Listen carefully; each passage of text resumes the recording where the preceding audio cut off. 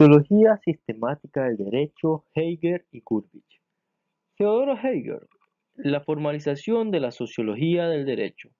Hegel ocupa un punto distante del normativismo o positivismo jurídico y del realismo jurídico, con el que se encontró de bruces en Dinamarca tras su exilio forzado de Alemania. Su propósito era dar a estas fuentes y a los conceptos tradicionales del derecho un nuevo significado, lo que era su significado real. Hegel es un sociólogo formal que distingue entre una sociología del derecho formal y una sociología del derecho cultural, dedicando su atención a la primera. No solo se ocupó Hegel de la teoría general del derecho desde una perspectiva sociológica, sino que también ahondó en los temas clásicos de los juristas y sociólogos jurídicos de la primera mitad de nuestro siglo, como las teorías de clases sociales y de conocimiento social. Es interesante el contraste de Theodor Hegel y Donald Black. Ambos son matemáticos del derecho, al que intentan medir y cuantificar. Hegel plantea fórmulas generales con su coeficiente de validez e ineficacia. Black va más aún lejos, tratando de establecer reglas en supuestos concretos de comportamiento jurídico, teniendo en cuenta variables como la distancia entre personas y grupos. Dentro de la sociología que plantea Hegel como matemático, encontramos el ordenamiento social, norma y validez.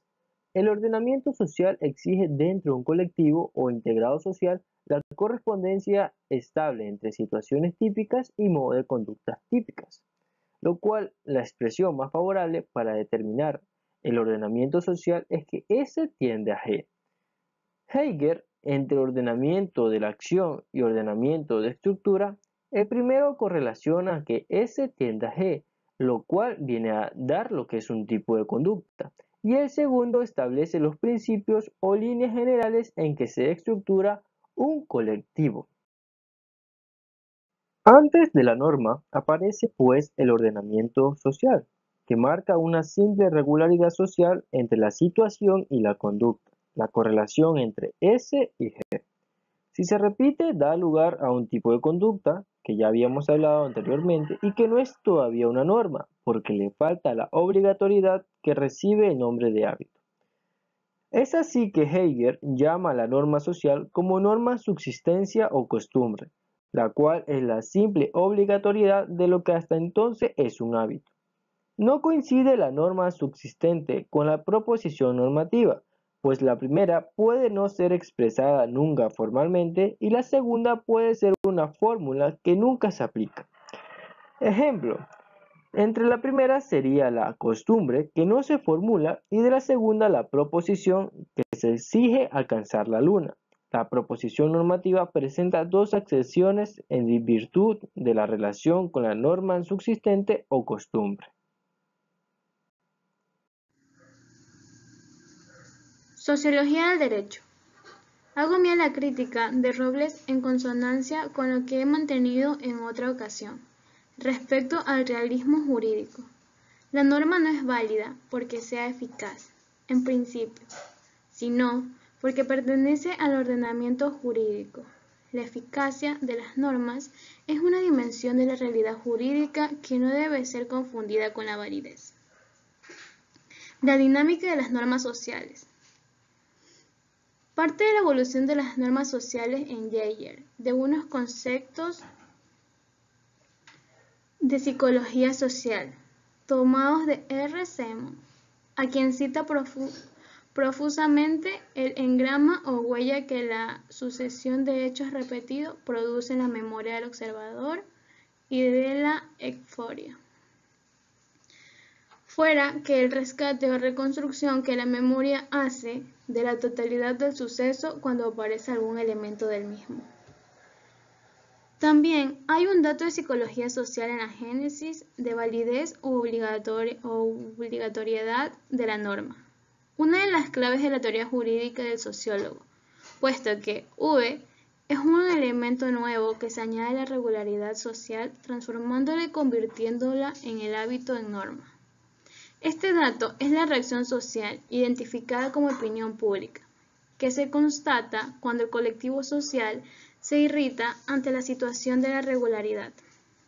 Esto no quiere decir que la norma no existe hasta que se produce esta irritación ante ese G, pues con anterioridad ya ha podido surgir, aunque no haya podido verificarse su existencia como norma. Geiger llama norma latente a la norma previa, a la constatación de una reacción si es violada. Es una suposición porque no se ha podido verificar V.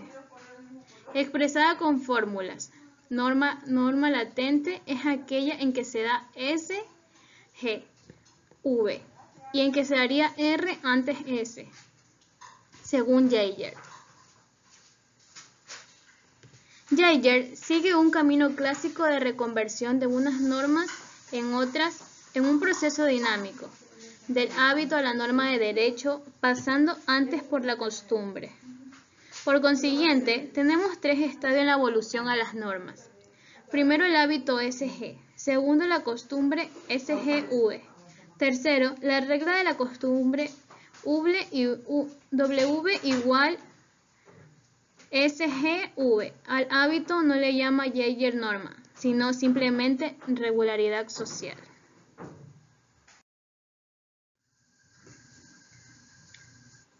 Perspectiva histórica de la sociología del derecho.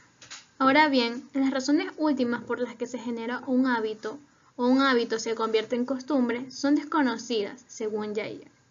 A la pregunta por la cual las causas responde con un humilde ignoramos. En 1983,105. No se conocen las razones sobre por qué determinados actos se transforman en costumbre. No acepta al respecto como razones la protección de los intereses de los individuos o las necesidades del colectivo social. Los intereses son contradictorios y el grupo puede practicar usos que comporten riesgos o daño para el mismo. También es crítico con la tesis naturalista de que las normas nacen para proteger la vida y la propiedad. No solo la descripción de la evolución de las normas sociales, sino el criterio diferenciador de las mismas. Es Geiger un sociólogo que nos aparta de los juristas positivistas, como Hans Kelsen, a los que habían criticado para Geiger.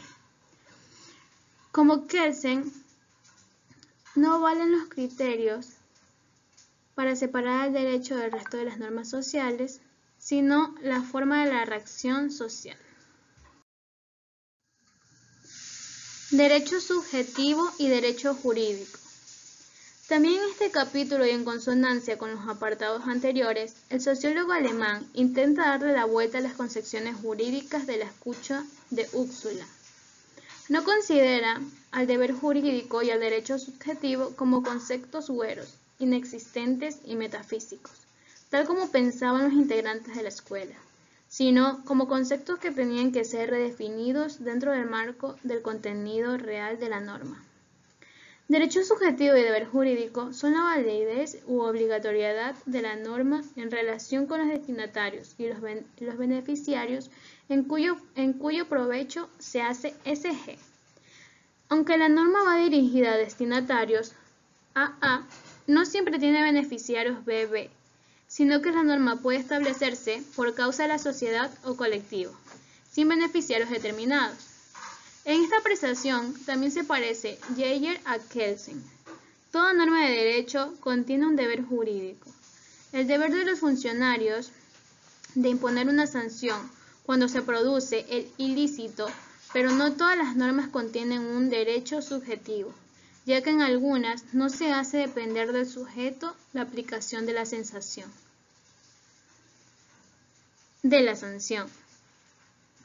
De la sociedad antigua a la moderna, el Estado. No es original Geiger en el trazado de la evolución de los antiguos a los nuevos modelos de la sociedad, pero tampoco se resiste a no entrar en la consideración de un tema por lo demás clásico y hasta inevitable para los sociólogos que le habían precedido. Resume con 6 notas las diferencias contrapuestas entre ambos modelos de sociedad. La sociedad antigua se caracteriza por comunidad de valores, relaciones esenciales entre sí y cada uno con el colectivo. Control espontáneo universal. Confianza. Grupos pequeños. Escasa emancipación personal. En contraste, la sociedad moderna presenta estas notas: heterogeneidad de valores, frialdad de las relaciones entre los miembros, control institucional y determinado, desconfianza, grupos extensos, independencia interna y externa de las personas. El Estado es la organización política propia de las sociedades modernas. Jaeger entre los valores y la razón. Un lector no avisado encontrará, quizás, atípico que un autor tan formalista como Jaeger haya escrito dos gruesos libros sobre moral, ideología y verdad. Sin embargo, estos libros descubren las claves intelectuales del autor, pues precisamente remansan la sociología del derecho por temor a las consecuencias de los sentimientos apegados a valores subjetivos. Tiene en mente los desafueros del nacionalismo, socialismo alemán, que sufrió en propia carne.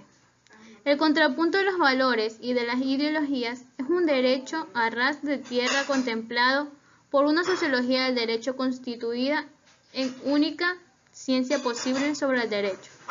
Una sociología del derecho que hasta puede ser concretada en fórmulas matemáticas no es, pues Jaeger, un investigador meramente descriptivo del derecho, como parecería al leer los primeros capítulos de su obra fundamental de Sociología del Derecho. Por esta razón, Febrajo separa dos planos en la obra geigeriana: un plano teórico o estudio empírico del derecho de la sociedad y un plano terapéutico o de la individualización de las ideologías dentro de la cultura jurídica. Jaeger contrapone la razón a los valores y las ideologías, producto de los sentimientos. Como juristas, el camino no puede ser otro que el de la búsqueda del derecho real.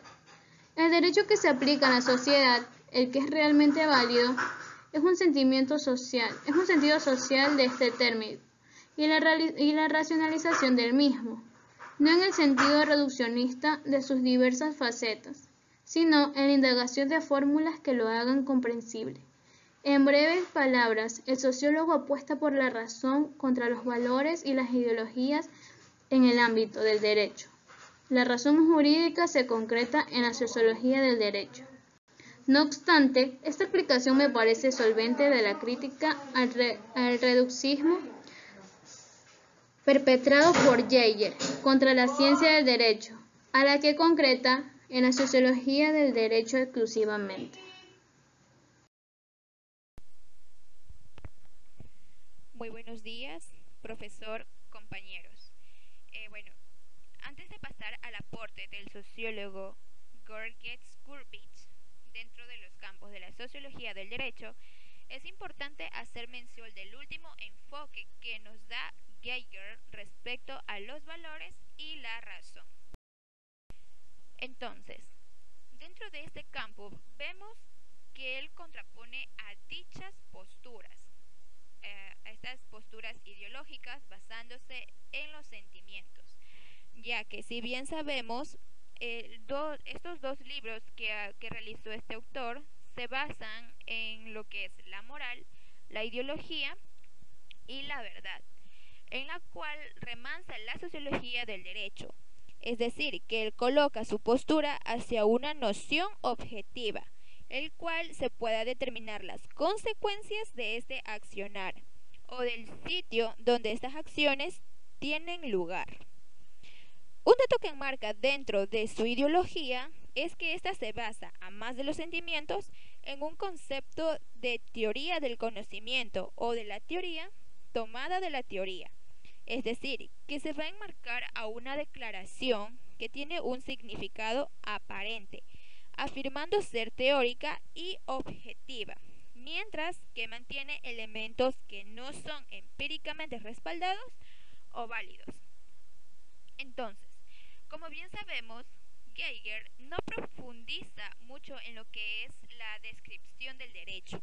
No obstante, esto no impidió que su trabajo como jurista se enfocara en la búsqueda, el análisis y la aplicación del derecho, lo cual llevó a que la razón jurídica se concentrara en la sociología del derecho.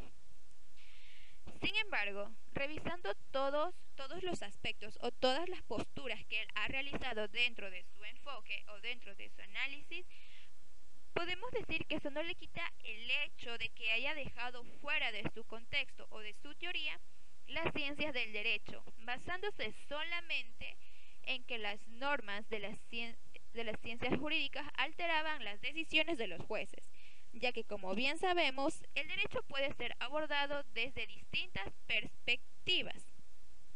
Ahora, si analizamos este pensamiento o esta postura de Geiger, podemos decir que su ideología él realiza un fascinante trabajo ya que, como sociólogo del derecho, ya que él implementó desde diferentes perspectivas o diferentes métodos proponer o efectuar la realidad del derecho, que, como bien lo mencionó el compañero Héctor, una de estas eran las fórmulas matemáticas, la cual él utilizó para plasmar la realidad del derecho. Y es esta la forma única y original en la cual lo distingue de los demás autores, de los demás sociólogos, ¿no? Entonces, es verdad que deja mucho que decir cuando no incluye ciertas materias de su enfoque, pero relevante a eso, podemos deducir que este hecho no desacredita su trabajo. Ahora bien, pasamos a revisar el enfoque de Georges-Gurvitch respecto a la sociología del derecho. Como bien sabemos, Gurvitch fue un sociólogo jurista de origen ruso que nació en el 1894 y falleció en 1965, por lo que vivió tanto durante la Primera Guerra Mundial y la Revolución Bolchevique con la Segunda Guerra Mundial. Su carrera se desarrolló en Francia y es aquí en donde obtuvo dicha nacionalidad de ese país. Entonces, y también fue el lugar en el cual desarrolló su carrera académica, donde además de esto podemos deducir que también fue catedrático de la famosa Universidad de la Sorbona. Entonces, la obra fundamental que releva este hecho del autor fue Sociology of Law, es decir, Sociología del Derecho, la cual fue publicada en el 1942, la cual tiene también como precedente doctrinal y directamente incluyente en su libro L'idée du droit social, es decir, la idea social del derecho, la cual fue publicada en el 1932, la cual podemos decir también que es de gran interés para la teoría general del derecho y de los derechos fundamentales. Entonces, basándonos un poco a su bibliografía, podemos decir que, su biografía,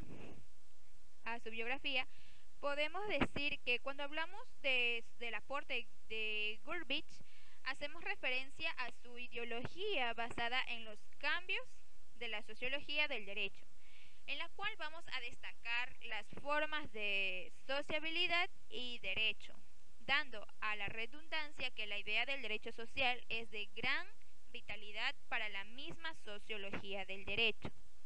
Entonces, dentro de este campo cabe destacar que esta sociología, partiendo del enfoque de Gurvitch, se dirige hacia una configuración sistemática al momento de ordenar sus partes o sus disciplinas. Es importante también hacer mención de que su idea se fija hacia una conexión entre el derecho y lo social, lo cual conlleva a centrarse en lo analítico y lo complejo. Aparte de esto, su socialismo nos aleja de una concepción equilibrada de la sociología, es decir, que va a partir de la relación del ser y el deber del ser, el valor y el hecho, la norma y la realidad social. Cabe destacar que dentro de este campo o dentro de este ámbito, Alonso Vega indica a partir del pensamiento de Gurbich que el derecho social se manifiesta a través del poder social, concebido como una función del todo, consistente en un servicio social y la comunidad. Es decir, que Alonso Vega, partiendo desde la ideología que presentó anteriormente Gurbich, su enfoque va a ir dirigido hacia la justicia, ¿no? Hacia la realidad social. Entonces, a base de todo lo que nosotros hemos analizado o hemos podido comprender del tema, podemos decir que esto nos lleva a afianzar hacia los hechos normativos, ya que es en esta parte en donde se precisa que los hechos surgen de los derechos, es decir, el lugar en donde se manifiesta la realidad social. Sin embargo, hay que recalcar ciertos puntos los cuales pueden enmarcarse como similares, pero cumplen funciones distintas. Y es aquí en donde interviene Gurbich, en donde él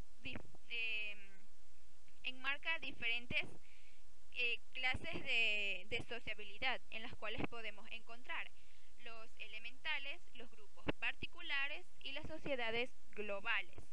Entonces, a base de esto, son las cuales se van a enmarcar las clases, las estructuras y los sistemas del derecho, conformando así los campos de la sociología del derecho que lo constituyen, los cuales vamos a analizar en el siguiente punto con el compañero Andrés Marmolejo.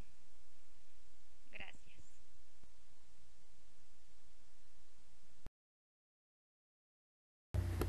George Gurbich es uno de los sociólogos jurídicos, considerado uno de los sociólogos principales en el campo de la sociología del derecho. George Gurbich nace en 1894 y fallece en 1965.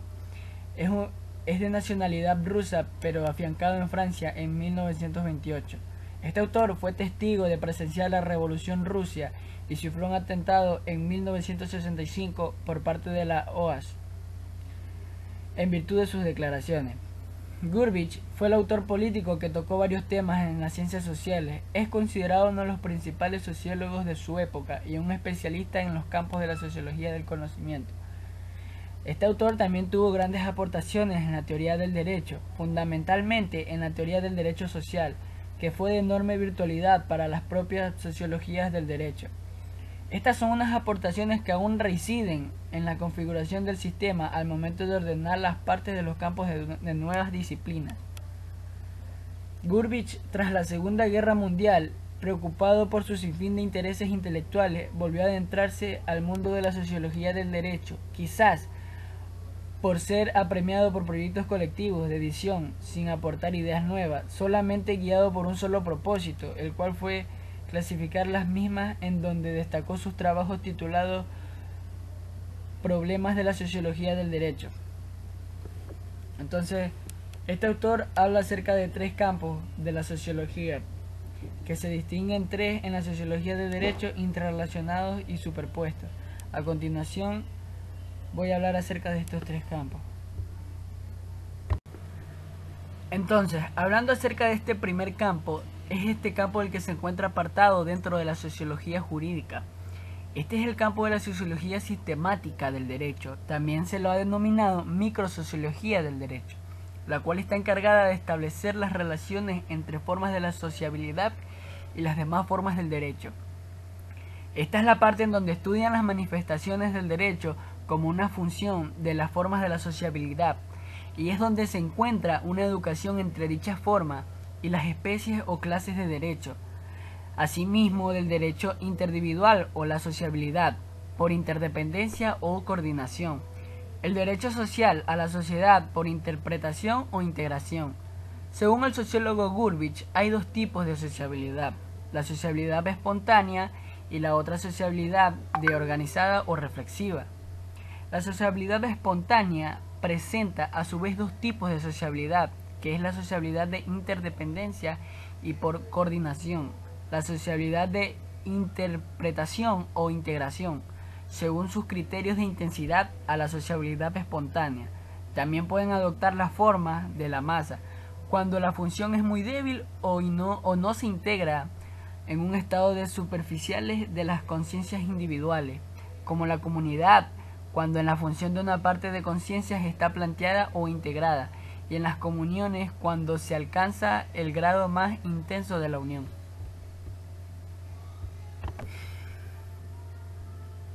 Como segundo campo tenemos la sociología diferencial del derecho.